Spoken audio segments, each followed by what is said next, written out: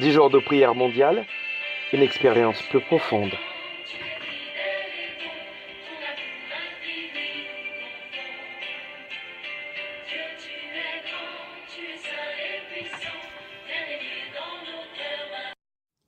Vendredi 11 janvier 2019, jour 3. La plus grande bataille. Vous me chercherez et vous me trouverez si vous me cherchez de tout votre cœur. Jérémie 29, verset 13. Le cœur tout entier doit être cédé à Dieu. Si tel n'est pas le cas, le changement ne pourra jamais s'opérer en nous, par lequel nous devons être restaurés à sa ressemblance. La guerre contre le moi est la plus grande bataille qui n'ait jamais été livrée. L'abandon de soi-même, la soumission entière à la volonté de Dieu ne s'obtient pas sans combat. Mais cette soumission est nécessaire à notre transformation et à notre sanctification. Depuis mon enfance, j'avais le désir d'être comme Jésus.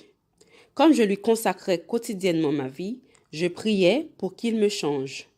Il a répondu à ma prière d'une manière très intéressante. Mon beau-père, Georges, a emménagé chez nous après que sa femme soit décédée d'un cancer. Nous étions heureux de l'avoir plus près de nous et nous voulions qu'il fasse partie de la vie de notre enfant. Nous espérions que le fait de vivre dans notre maison et de participer au culte de famille, cela aurait une influence spirituelle positive sur lui. Nous vivions dans une ferme avec une grange, un lac, un pâturage et des animaux sauvages qui fréquentaient la propriété. Georges était un passionné de la vie en plein air. Alors, c'était un endroit idéal pour sa retraite. Tous les matins, il se promenait au bord du lac. Un jour, où il ne revenait pas de sa promenade à l'heure habituelle, mon mari est parti à sa recherche. Il était affaissé dans un buisson de mûres où il était tombé. Au cours des semaines qui ont suivi, Georges s'est plaint d'engourdissement à ses jambes et ses pieds. Il avait des difficultés à marcher. Les tests ont révélé une tumeur et des métastases sur la colonne vertébrale. Son médecin avait prévu une intervention chirurgicale pour enlever la tumeur, ce qui a causé une paralysie permanente à partir de la taille. Plutôt que de le mettre dans un établissement médicalisé, nous avons décidé que je prendrais soin de lui à la maison. Je n'avais pas de formation d'infirmière, seulement un cours accéléré donné par l'infirmière lorsque nous avons quitté l'hôpital. Ma journée consistait à donner le bain à Georges, à soigner ses escarres, à lui administrer ses médicaments et à le transférer d'un lit à l'autre. Puis, de nouveau au fauteuil. C'était incroyablement humiliant pour lui qu'il ne puisse plus prendre soin de lui-même. Et c'est moi qui ai pris le plus gros de sa frustration. Mon mari et moi avons planifié une escapade de fin de semaine et nous nous sommes arrangés pour qu'un jeune homme s'occupe de Georges pendant notre absence. La veille de notre départ, j'ai mis Georges au lit, l'ai embrassé sur le front et lui ai rappelé que nous partions le matin pour le week-end. Sur ce, Georges s'écria en colère. « Je suis sous ta responsabilité. Tu n'as pas le droit de me laisser avec quelqu'un d'autre. » J'ai répondu. « Tu es un vieil homme égoïste et déraisonnable. » Instantanément, j'ai reconnu avoir mal agi et n'avoir pas été à l'image du Christ. En pleurant, j'ai couru dans ma chambre et je suis tombée sur mon lit. « Seigneur, qu'est-ce qui ne va pas chez moi ? Pourquoi est-ce que je ne peux pas contrôler mes frustrations ? Travailles-tu vraiment dans ma vie, Seigneur ? » La réponse fut si douce. « Je travaille dans ta vie. Je réponds à ta prière pour que tu sois de plus en plus comme moi. Tu en veux à Georges ? Il prend de ton temps. Ainsi tu te laisses déborder et ne peux pas t'en sortir. La rancœur est un péché.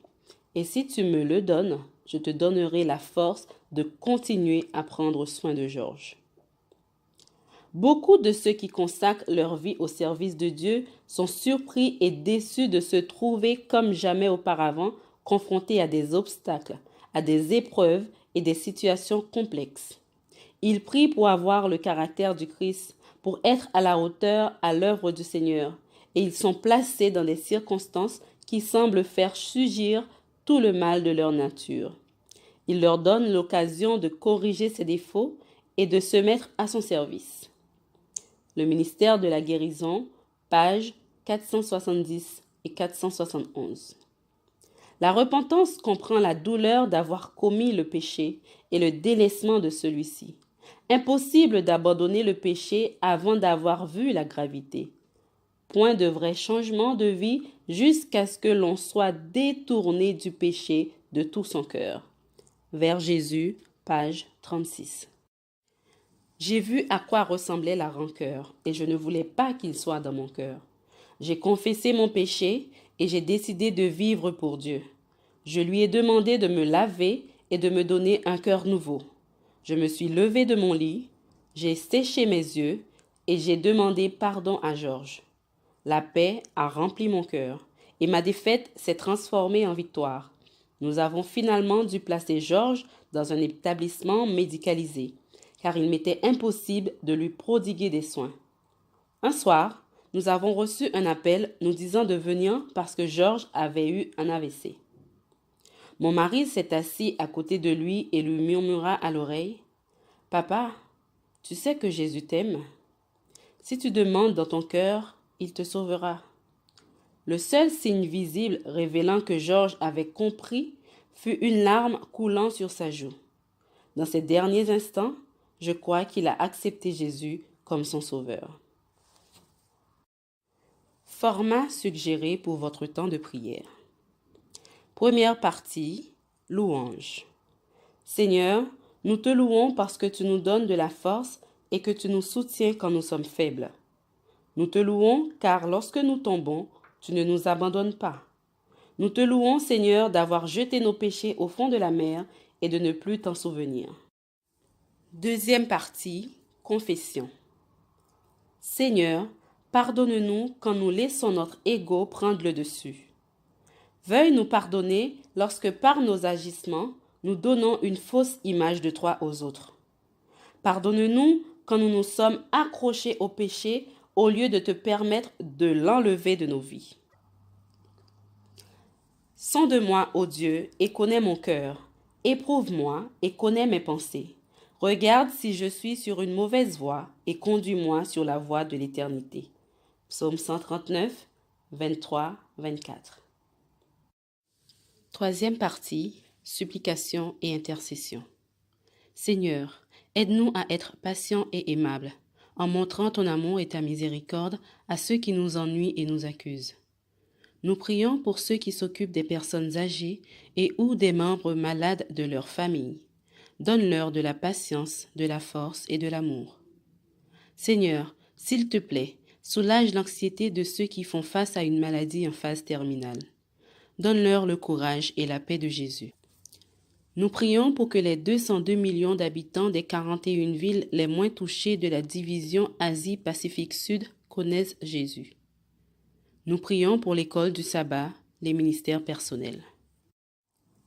Promesse à réclamer pendant que vous priez. Psaume 37, versets 23 et 24. L'Éternel a fermi les pas de l'homme, et il prend plaisir à sa voix. S'il tombe, il n'est pas terrassé, car l'Éternel lui prend la main. Ésaïe 40, verset 31. Mais ceux qui se confient en l'Éternel renouvellent leur force. Ils prennent le vol comme les aigles. Ils courent et ne se lassent point. Ils marchent et ne se fatiguent point. Psaume 28, verset 7. L'Éternel est ma force et mon bouclier. Mon cœur a confiance en lui, et je suis secouru. C'est pourquoi mon cœur se réjouit beaucoup, et je le louerai par mon chant. Retrouvez le programme de prière sur le site web www.10daysofprayer.org.